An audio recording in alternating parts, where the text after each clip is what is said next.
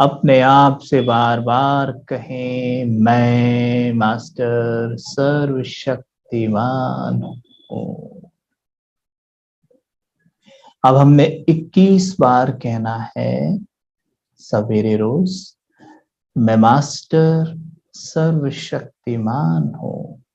और देखेंगे मैं आत्मा प्रकाश के शरीर में हूँ, और मैं जैसे ही कहता हूं मैं मास्टर सर्वशक्तिमान हूं, मुझसे दूर दूर तक किरणें फैलती हैं। अपना ऑरा 21 फीट का ऑरा बना दीजिए। 21 बार कहते कहते हर बार 1 फीट ऑरा बढ़ता जाता है। 21 फीट का ऑरा हो गया है। अब देखिए माया का क्या हाल होगा। माया को तो भागना ही पड़ेगा।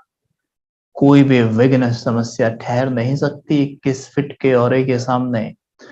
तो अपना ऑरा इतना विशाल करिए सवेरे सवेरे, और देखिए पूरे दिन वो ऑरा कैसे आपके साथ रहता है।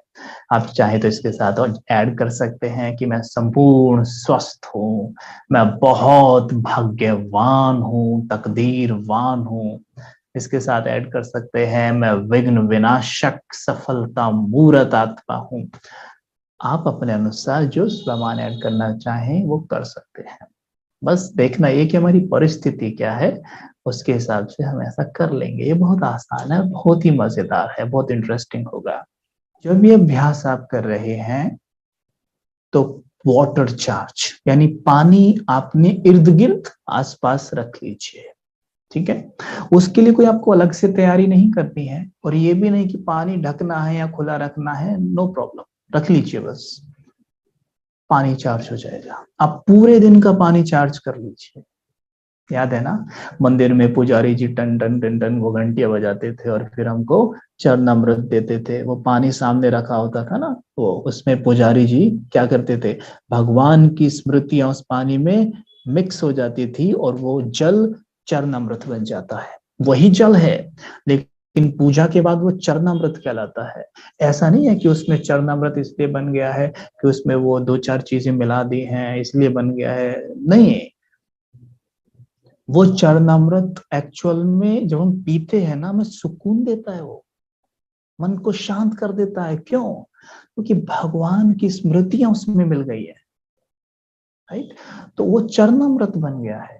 तो कैसे पुजारी जी बना सकते हैं? अरे आप तो श्रेष्ठ ब्राह्मणात्माएं हैं, हम तो उसे सीधा अमृत, सीधा क्या बोले, बहुत, आप उसे ऐसा बना सकते हैं कि उससे आप जो चाहे कर सकते हैं। तो जब आप पानी रखें और योग करें, पानी देखें आपकी आंखों के सामने चरणामृत बन जाएगा, और आप पी के देख लेना पानी का टेस्ट भी बदल जाएगा। फिर पूरे दिन वो पानी पिलाइए। ठीक, पीजिए, पिलाइए। किसी के साथ जबरदस्ती नहीं करनी है। कोई पिए ना, कोई ना पिए तो पीछे पड़ गए पी पी पी, नहीं, खुद को पिलाना है। कोई घर में पिए तो पिए, उसका कल्याण हो जाएगा। तो ये, और दूसरी बात कहते चले आपको, भोजन। परमात्म महावाक्य है कि जब तुम भोजन भगवान की याद में नहीं करते तो तुम्हारा भोजन माया खा जाती है। सोचने की बात है, माया भोजन कैसे खा जाती है? विचार करेंगे। भोजन कौन करता है? आत्मा। किसके लिए? शरीर के लिए। अगर आत्मा ना हो तो शरीर कैसे भोजन करेगा? तो आत्मा शरीर के लिए भोजन करती है, राइट। और थॉट्स कौन क्रिएट करता है? वो भी आत्मा ही करती है, थॉट्स क्रिएट, राइट। अब भोजन जैसे सामने आया, भोजन को खाते हुए और भोजन से पहले हमारे जब वो सामने आया, इस दौरान मेरे क्या थॉट्स चल रहे हैं, राइट, वही थॉट्स बलवान बनते हैं। गौर करना, भोजन के दौरान जो थॉट्स हमारे चलते हैं वही थॉट्स बलवान बनते हैं। आप गौर करें, वो थॉट्स जो भोजन के दौरान हमारे चलते हैं, पूरे दिन वही थॉट्स चलते रहते हैं, वो हमारा पीछा ही नहीं छोड़ते। इसलिए भोजन पर बाबा की याद, भोजन सामने आया, पहले पता है क्या करते थे, जब भोजन सामने आता था ना, पानी हाथ में लेके उस चारों तरफ ऐसे घुमाते थे, हाथ जोड़ी, भोजन चार्ज हो जाता था और शुक्रिया अदा करते थे। अभी पता क्या करते हैं, एक हाथ में प्लेट होती है, एक हाथ में रिमोट होता है, ऐसे ढूंढते टीवी कहाँ है, टच से मारते हैं टीवी ऑन और चलो भैया हो गया शुरू। शुक्रिया करें भोजन का, क्योंकि जो आत्मा भोजन का शुक्रिया करेगी ना, उसके घर में कभी भी अन्न की कमी नहीं होगी, धन की कमी नहीं होगी। अच्छा एक बात बताइए, हम सभी इतनी मेहनत क्यों करते हैं, हम धन क्यों कमाते हैं, हम अन्न के लिए तो धन कमाते हैं ना, यानी पेट के लिए ही तो हम ये सब मेहनत कर रहे हैं ना। अब देखिए आज का व्यक्ति 12-12 घंटे काम करता है, यानी 12 भी नहीं, 16-16 घंटे काम कर रहा है, तब जाके उसके घर में 2 रोटी आती है, राइट। यानी उसे 16 घंटे काम क्यों करना पड़ रहा है, जरा विचार करके देखिए। अब क्या प्रकृति हमसे मेहनत कराना चाहती है? ना, प्रकृति हमसे मेहनत नहीं कराना चाहती। अगर प्रकृति को मेहनत बहुत पसंद होती ना, तो वो भाई जिन्हें हम लेबर भाई कहते हैं, जो इतनी मेहनत करते हैं, वो दुनिया में सबसे अमीर होते, सबसे सुखी होते, समृद्ध होते, भरपूर होते। पर ऐसा तो नहीं है। यानी प्रकृति हमसे मेहनत नहीं चाहती है, तो क्या चाहती है वो? प्रकृति हमसे प्रेम चाहती है, शांति चाहती है, सुख चाहती है, शुक्रिया चाहती है। क्योंकि जब आप शुक्रिया अदा करते हैं, उस वक्त कंप्लेन मन में नहीं होती, और जहां कंप्लेन नहीं होती वहां दिव्यता होती है। और दिव्यता क्या करती है? सुख, शांति, पवित्रता को रेडिएट करती है।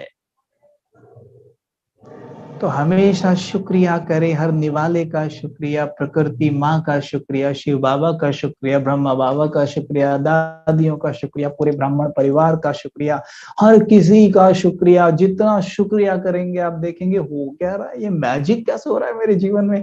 ऐसा ही तो होता है। ये 16 घंटे काम करने की आवश्यकता नहीं है हमें, एक्चुअल में तो खाना तो 4 घंटे के काम से ही आ जाएगा। और हकीकत बताऊं, अगर आप बिल्कुल एक्यूरेट हो जाएं, जो आज आपका टॉपिक है, बिल्कुल एक्यूरेट हो जाएं अपनी याद में, अपनी सोच में, अपने बोल में, आप देखेंगे आपको काम करने की जरूरत ही नहीं है। प्रकृति जैसे आपको भर भर के थालियां दे रही है, खाओ जितना खाना है। कहाँ से आ रहा है पता नहीं, but we have to be accurate. क्या लगता है देवताएं मजदूरी करते होंगे? नहीं, सब कुछ है उनके पास। क्यों? वो हम अभी करके देखें, पवित्रता को धारण करें। प्रकृति को सबसे ज्यादा पसंद है पवित्रता। जो आत्मा जितनी पवित्र होती है अपने विचारों में, अपने बोल में, अपने कर्म में, सिर्फ मैं काम विकार की बात नहीं कर रहा हूं, यहाँ पे संकल्पों की बात है, बोल की बात है, बोल क्या बोल रहे हैं और कर्म कैसे हैं। ये पवित्रता हमारे जीवन में अगर है, प्रकृति हमें भर भर के देगी, ले जाओ जितना ले जाना है। Be accurate, that's it. बहुत बहुत शुक्रिया। ओम शांति।